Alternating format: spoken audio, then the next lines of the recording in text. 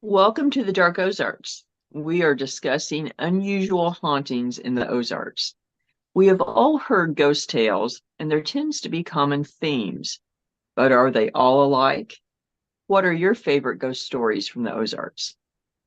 They don't all fit the familiar checklist. Not all are a consequence of tragic love gone wrong or the results of a Civil War battlefield replaying events endlessly.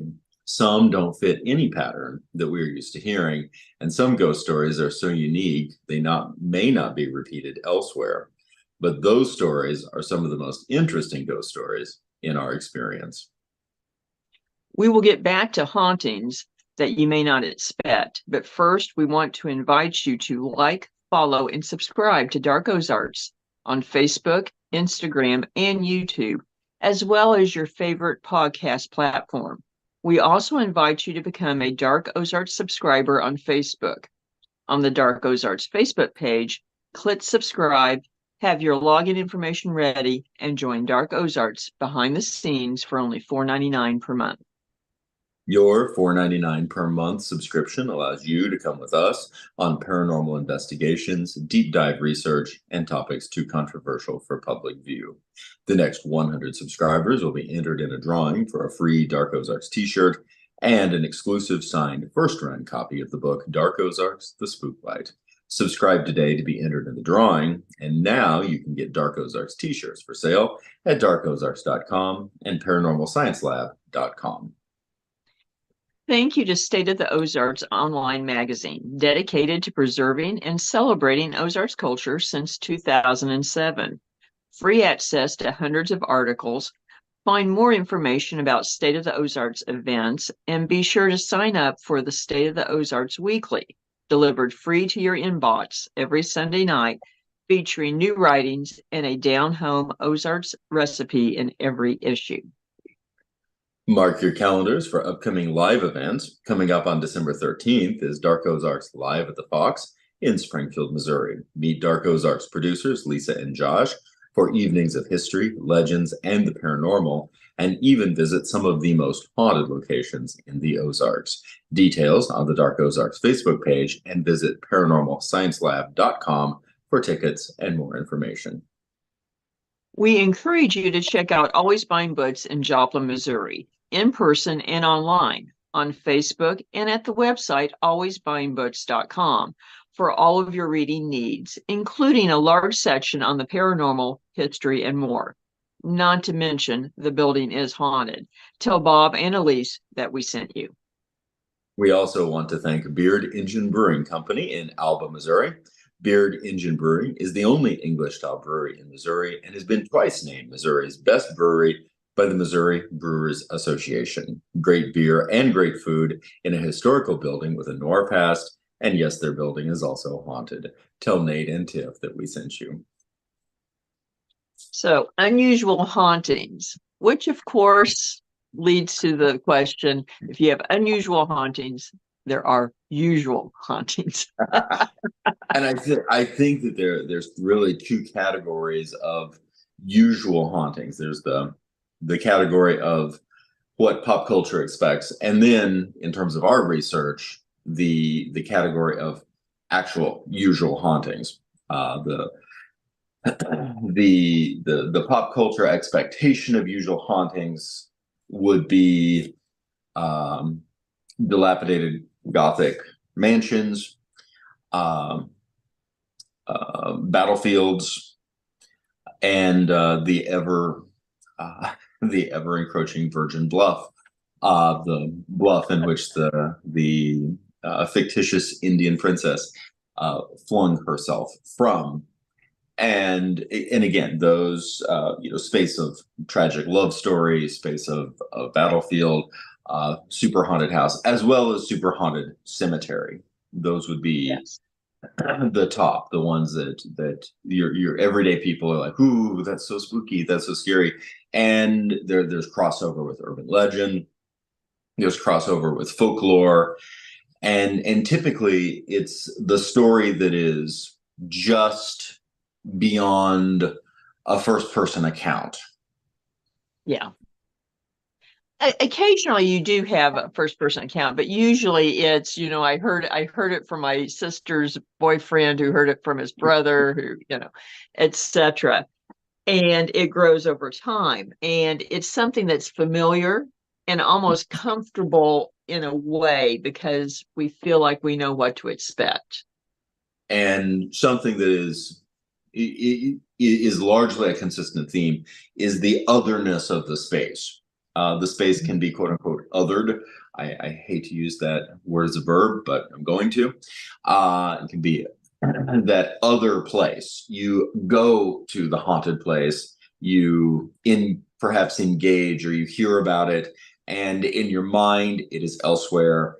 Geographically, it is elsewhere, and it as a result, the idea of the haunted space, or of the paranormal activity, or of the afterlife, or all of these big questions that we don't really have complete answers to, is it allows it to be creepy when we feel like it, sort of like turning on the TV, and we can be on the creepy channel for a little bit, and then we can turn it off, and we can put that away, and we can separate ourselves. Those are the what I would classify as the public consciousness or the pop culture usual hauntings. Mhm. Now, for us, in terms of research, almost any place can be a haunting, Yes. and and perhaps the quintessential normal haunting for us is a space in which the residents just decided to hang out because they liked it. Exactly. And not necessarily because anything was tragic or anything else. And sometimes it's kind of anticlimactic in that sense that there isn't the aha event that precipitates a haunting. It's just perhaps a well-lived life or a comfortable life that lingers on. Mhm. And that, so I think for us, that would be the usual haunting. In many Mhm. cases, it's a very different way of looking at it, and of course, it's very different from the pop culture haunting spaces, Yeah. and these can be spaces, almost any space that holds a sense of familiarity um, to someone in the present life could be a potential location for a haunting in the Mhm. afterlife.